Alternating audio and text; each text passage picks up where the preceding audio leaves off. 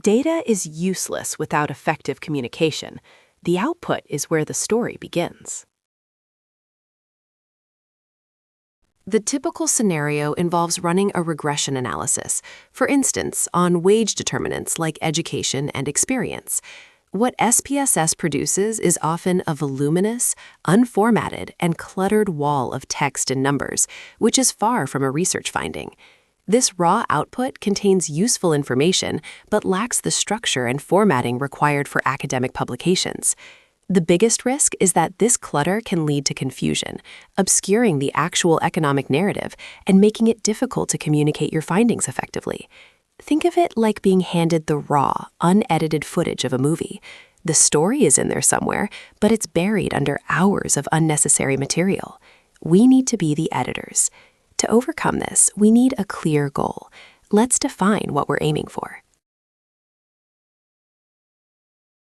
Don't treat output as a static destination. Treat it as a workspace for refining your message.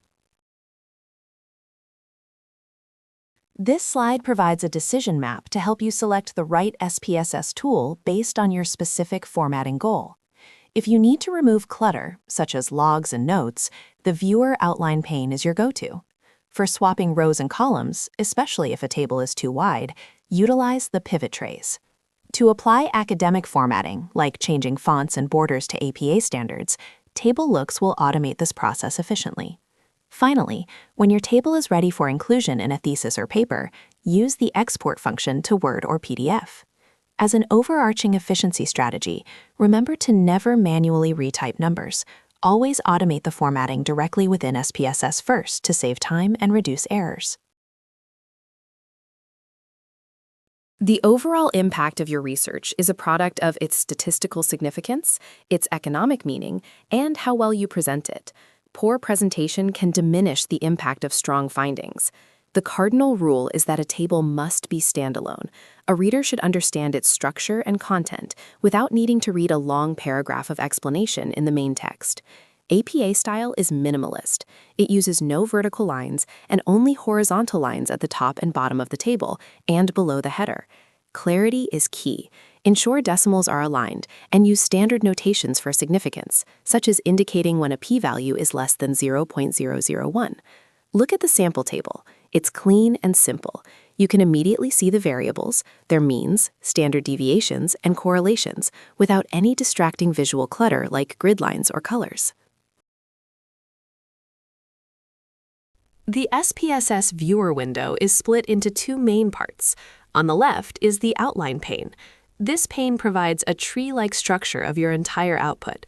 It's the fastest way to navigate through a long output file. Crucially, you can use the Outline Pane to quickly delete unwanted sections. Before exporting, always delete the log and notes items to clean up your file. To begin editing any table in the SPSS viewer, you simply double-click on it to activate the Pivot Table Editor. Once activated, you'll see new formatting toolbars and a Pivot menu appear. The key concept here is that SPSS tables are not static images. They are dynamic, multidimensional objects that you can manipulate, much like pivot tables in Excel. This is the power move. A simple double-click transforms a static-looking table into a fully editable workspace. This is where raw numbers truly start to become a readable, insightful table. A common problem is a table that is far too wide to fit on a standard page, especially when you have many variables. The solution is incredibly simple. If your table is too wide, you just need to flip the axes. After activating the Pivot Table Editor, go to the menu and select Pivot, Transpose Rows and Columns. With a single click, SPSS will swap the rows and columns of your table, making it longer but narrower, which is often much more readable and fits better in a document. Pivoting trays give you fine-grained control over the table's dimensions, allowing you to drag and drop variables between three areas. The row dimension controls what appears on the side of the table. The column dimension controls what appears on the top of the table. The layer dimension acts as a filter, enabling you to display tables for different subgroups, such as separate tables for males and females. This allows you to group variables logically so the reader can compare the most important figures side by side. For instance, if you have statistics like mean and median, you can drag this statistics element from the row to the column tray to present them side by side for easier comparison, rather than stacked one on top of the other. The most inefficient way to format is to change each cell one by one. TableLooks automates this entire process. As the slide shows, to activate it, you first double-click on the table within the SPSS viewer. Then, you navigate to the menu and select Format, TableLooks. This opens a dialog box where you can choose from a list of predefined styles. For academic work, it's crucial to select a style that meets publication standards, such as APA x Romana 12PT. With one click on OK, SPSS instantly reformats the entire table, adjusting fonts, removing grid lines, and applying the correct borders to meet publication standards, saving you immense time and effort. First, replace cryptic variable names with clear English labels. You can do this by simply double-clicking on the cell containing the name and typing. To tighten up the table and remove excess whitespace, use the Autofit function found under the Format menu. This adjusts column widths to fit the content. Finally, hide any redundant or unnecessary columns. For example, SPSS often includes a valid n listwise row or column, which can be hidden by right-clicking and selecting Hide. We'll discuss two methods for exporting your refined SPSS output to Word, and also touch on exporting to PDF. The first method, Quick Paste, involves right-clicking your table or chart in the SPSS viewer, selecting Copy, and then pasting it into your Word document. A crucial tip here is to use Paste Special in Word.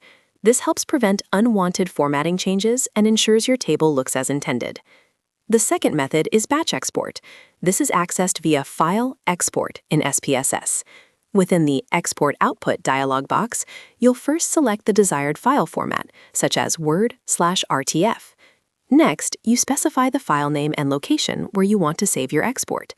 Finally, click OK to export all visible output in the viewer to your chosen format. As a general pro tip, if preserving the exact layout and formatting from the SPSS viewer is your highest priority, exporting directly to PDF is often the best choice, as it ensures what you see in the viewer is precisely what you get in your document. This slide outlines a workflow that combines the strengths of SPSS and Excel. First, we use SPSS for the heavy statistical lifting, performing robust analyses. Once the data is processed in SPSS, we can easily copy it into Excel for further manipulation or visualization. Excel then becomes invaluable for custom charting, especially when the default graphs generated by SPSS might not meet specific aesthetic or publication-ready requirements. For example, as shown here, data copied from SPSS into Excel can be used to generate a custom chart like average salary by gender, offering more control over the visual presentation. This slide provides a visual case study of the entire transformation process we've discussed. We start with the raw SPSS output, which is typically unformatted and often too wide. This raw data is then pivoted to rearrange its structure, making it more suitable for presentation. Next, automated styling is applied using TableLooks to conform to academic standards like APA style, removing clutter and improving readability.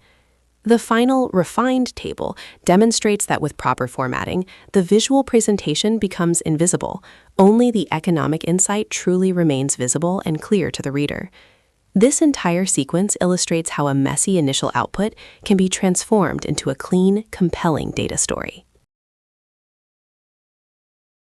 When reading a regression table, focus on 3 key pieces of information for each variable. First is the magnitude, which is the unstandardized coefficient, often denoted as B. This tells you the size of the effect. Second is the precision, indicated by the standard error. A smaller standard error means your estimate of the coefficient is more precise. Third is the significance, given by the p-value, sig. This tells you the probability that the observed effect is due to random chance. A low p-value, typically below 0.05, suggests a statistically significant effect. In the example table, the coefficient for education is 2.50. This means that, holding all else constant, an additional year of education is associated with an increase in hourly wage by 2.50.